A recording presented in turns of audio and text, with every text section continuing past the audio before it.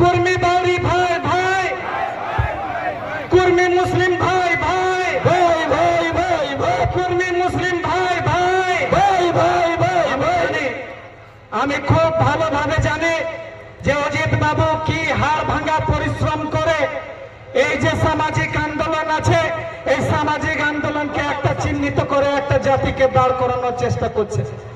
এবং বিশ্বাস করুন, আমরা মনে প্রাণে এটা চাই যে কুর্মী সমাজের জন্য যে আন্দোলন, আজকে কিছুক্ষণ আগে আমাদের যে প্রথম প্রবক্তা ছিলেন তিনি বলছিলেন যে হাত জোর করে বলছি শুধুমাত্র অজিত বাবুকে কুর্মীদের মধ্যে সীমাবদ্ধ না রেখে সমগ্র যে জাতি আছে সমগ্র জাতির হাতে তুলে দিন।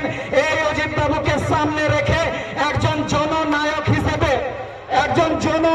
হিসেবে অজিত প্রসাদ মাহাতো বাবুকে আমরা সামনে রেখে আমরা গোটা পশ্চিমবঙ্গে যে দলিত মুক্তি আন্দোলন আছে সে দলিত মুক্তি আন্দোলনকে নিয়ে যেতে চাই। আজকে কিছুদিন আগে আমরা দেখলাম গ্রাম পঞ্চায়েত ভোট গেল। গ্রাম পঞ্চায়েত ভোটে যে 365 দিন রাজনৈতিক দল খেলা করে, সে 365 দিন রাজনৈতিক দল যারা মাঠে খেলা করে, কুর্মী সমাজ মাত্র 30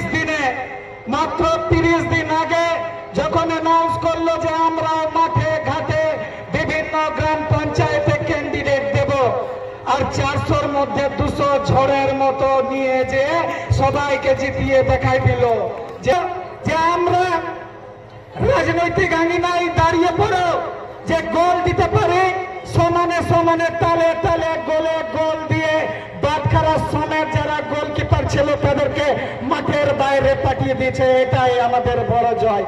যাই হোক, খুব সীমিত সময়ের জন্য আমাকে বলার চেষ্টা করেছে।